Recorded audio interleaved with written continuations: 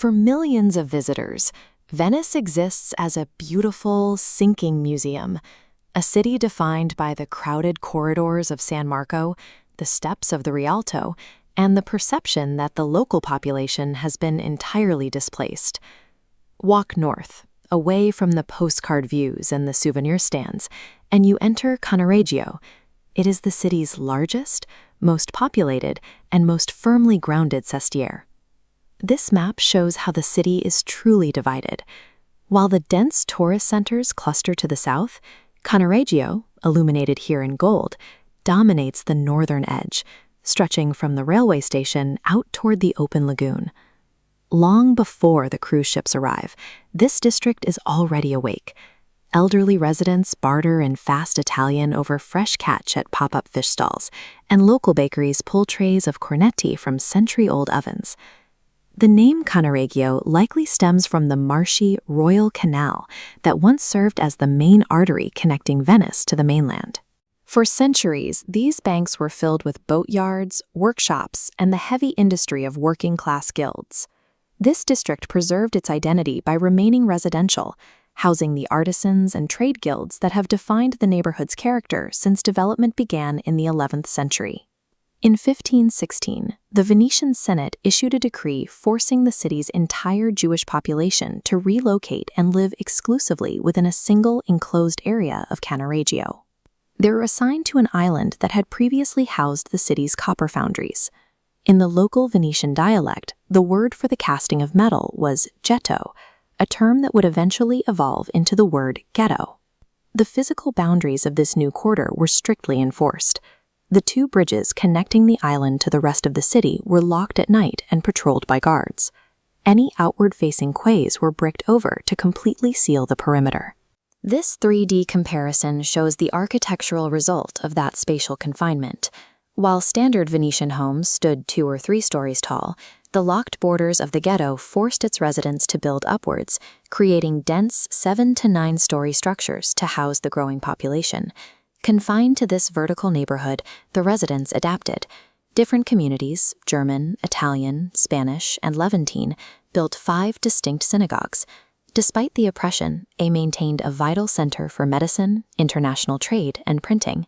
The Venetian ghetto began as a blunt mechanism of state segregation, yet over the next 300 years, until Napoleon's army finally tore down the gates, it operated as a remarkably resilient engine of cultural preservation.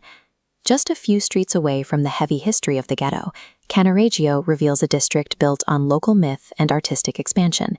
It starts in places like the Campo dei Mori.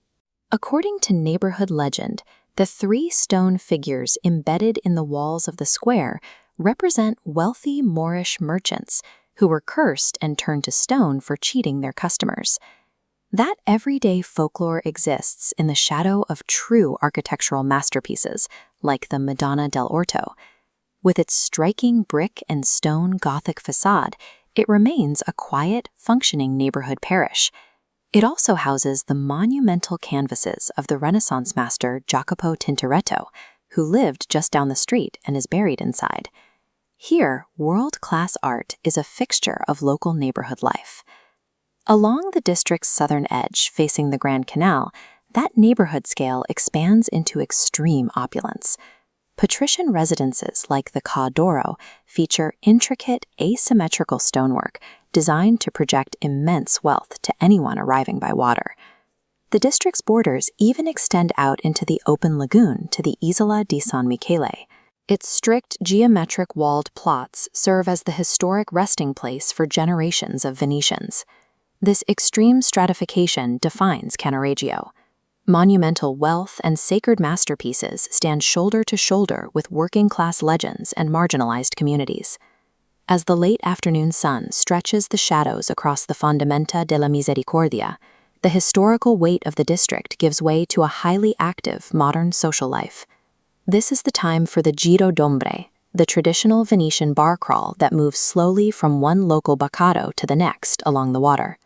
There is a strict rhythm to this routine. You stand at the counter to avoid the cover charge of a table, you place your order quickly, and you always pay in cash to keep the line moving. The standard drink is an ombre, a small glass of house wine. The name translates to shade, tracing back to early wine merchants who would move their barrels throughout the day to keep them cool in the shadow of St. Mark's Campanile. Every ombra requires a cicchetto. These are bite-sized local snacks, ranging from a smear of whipped salt cod on toasted bread to a single fried meatball served on a toothpick. The Giro d'Ombra serves a practical social purpose. It democratizes the city, offering a cheap, deeply communal way to experience the culinary pulse of Venice without needing a tourist's budget. The energy along the canal-side bars is loud and packed, but cross a single bridge and you can find yourself in a silent, empty courtyard. Locals call this time of day the Ora d'Oro, the golden hour, when the low sun catches the water and illuminates the ancient brickwork. In that light, the profound physical scars of the district remain highly visible, etched directly into the walls. Within those exact same spaces, the rhythm of the city continues. Children play football against those ancient bricks. Delivery boats navigate the narrow canals, and neighbors gather before dinner.